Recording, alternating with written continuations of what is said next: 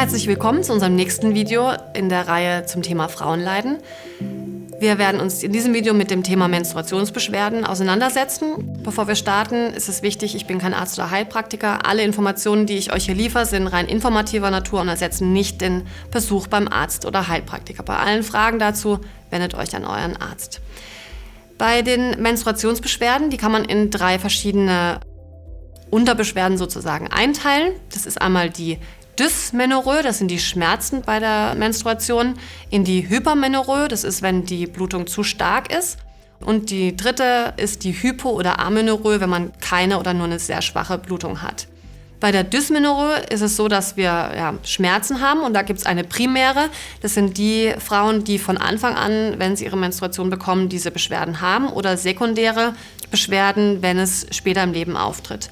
Wichtig ist, dass man, wenn plötzlich Beschwerden starke Schmerzen bei der Menstruation auftreten, dass man zum Arzt geht, weil zum Beispiel Polypen eine Ursache sein können, aber auch Endometriose eine Ursache sein kann. Also es gibt viele verschiedene Krankheiten, die da eine Ursache sein können. Und deshalb ist es wichtig, dass man dann zum Arzt geht und das einmal abklären lässt. Bei der Hypermenorrhoe ist es eine zu starke Blutung. Und jetzt kann man sich die Frage stellen, was ist eine zu starke Blutung? Wir verlieren im Normalfall zwischen 50 und 150 Milliliter Blut. Wenn es eine Hypermenorrhoe ist, dann brauchen wir mehr als 5 Binden am Tag oder die Tampons sind in weniger als 2 Stunden voll und müssen gewechselt werden. Das heißt, das ist ein Hinweis darauf, dass man einfach zu stark blutet. Ursache dafür kann im Progesteron Untergewicht sein, weil dann durch das Östrogenübergewicht die Gebärmutterschleimhaut sehr stark aufgebaut wird. Es gibt aber auch Myome, die dazu führen können, Endometriose, Polypen oder auch Blutgerinnungsstörungen.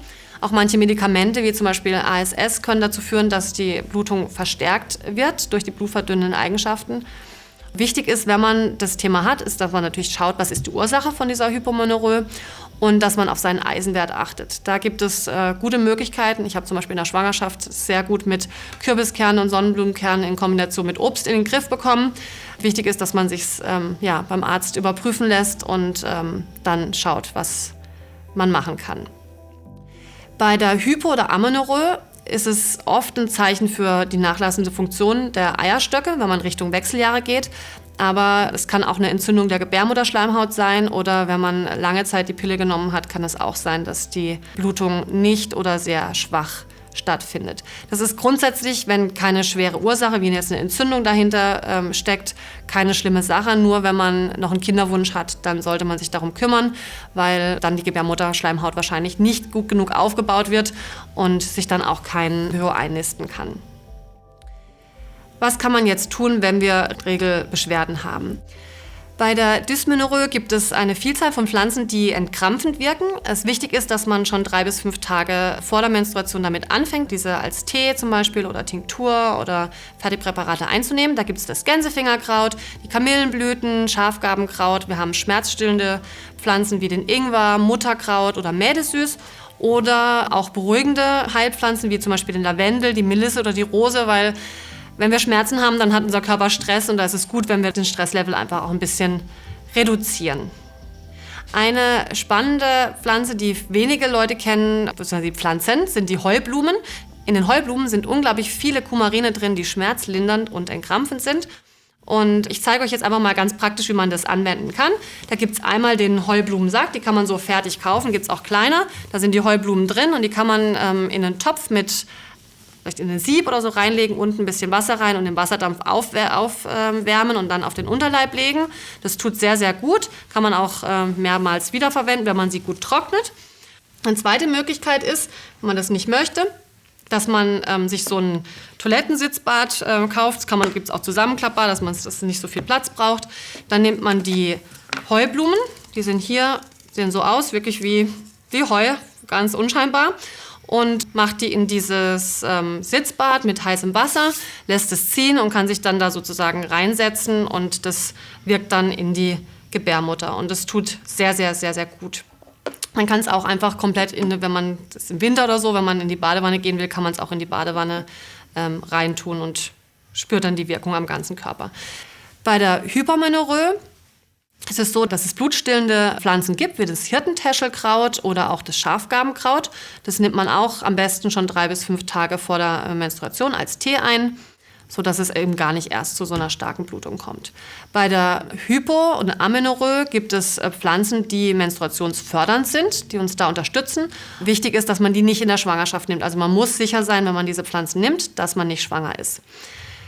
Da ist zum Beispiel das Beifußkraut oder auch das Rosmarinblatt zum Beispiel zu nennen. Es gibt aber auch ätherische Öle, die uns hier helfen können.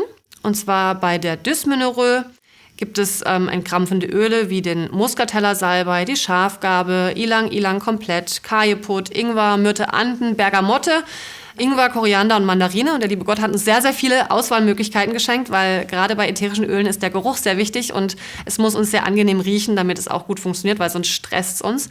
Und da nimmt man einfach eine 2- bis 3-prozentige Ölmischung. Da gibt es im Internet so Tabellen, wie man sich das ausrechnen kann, wie viel ätherische Öle, wie viel Tropfen in ein Trägeröl getropft werden müssen. Und dann nimmt man einfach diese Ölmischung und reibt sich das am besten schon vor der Menstruation 3 bis 5 Tage auf den Unterleib und die Lendenwirbelsäule mit einer Wärmflasche ab ins Bett oder auch tagsüber einfach so.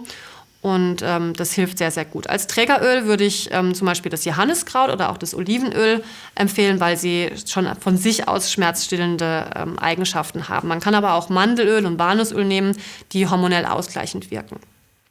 Bei der Hypomonorrhoe gibt es blutstillende Öle, die man, wie zum Beispiel Zypresse, Weihrauch oder Zistrose, und dann nimmt man ein Trägeröl, 10 Milliliter, 2 Tropfen davon, von diesen ätherischen Ölen, und nimmt dann von dieser Mischung einige Tropfen auf eine Binde oder einen Tampon und benutzt es dann.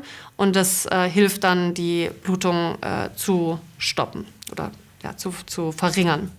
Bei der Hypo- und Amenorrhoe gibt es auch ätherische Öle, die uns helfen, dass die Hormone wieder in den Fluss kommen und dass die Menstruation wieder startet, wie zum Beispiel den Muscatella-Salbei, die Rosengeranie, Ylang-Ylang, Jasmin, Rose, Vetiver und Sandelholz. Und auch da nimmt man 2 bis 3% ätherisches Öl in einem Trägeröl und benutzt das kontinuierlich, also nicht mit Pause, sondern einfach wirklich kontinuierlich auf Unterleib und Lendenwirbelsäule, um hier wieder das ganze System in Gange zu bringen. Auch hier habe ich euch 2 Rezepte, und zwar einen klassischen Menstruationstee, der entkrampft und die Hormone ausgleicht. Hier haben wir den Frauenmantel, das Gänsefingerkraut, die Kamille und die Schafgarbe. Nimmt man auch 2 Teelöffel dieser Mischung mit 150 Milliliter über heißem Wasser übergießen, abgedeckt ziehen lassen. Abgedeckt ist immer deshalb wichtig, damit die ätherischen Öle, die in den Pflanzen drin sind, nicht verdampfen, und trinkt davon 3 Tassen pro Tag zwischen den Mahlzeiten. Wenn die Blutung sehr stark ist, gibt es auch hier eine Teemischung aus Hirtentäschelkraut, Schafgarbenblüten, Frauenmantel und Brennnesselblätter. Ja, ich habe euch das Rezept aufgeschrieben. Es gibt eine Webseite www.meine-teemischung.de. Da kann man sich solche Teemischungen auch wirklich zusammenstellen lassen. Die haben sehr gute Produkte, wenn man jetzt nicht sagt, man möchte sich jeweils 50 oder 100 Gramm von diesen Pflanzen in den Teeschrank stellen. Und damit verabschieden wir uns von diesem Thema. Und vielen Dank fürs Zuhören und bis zum nächsten Video.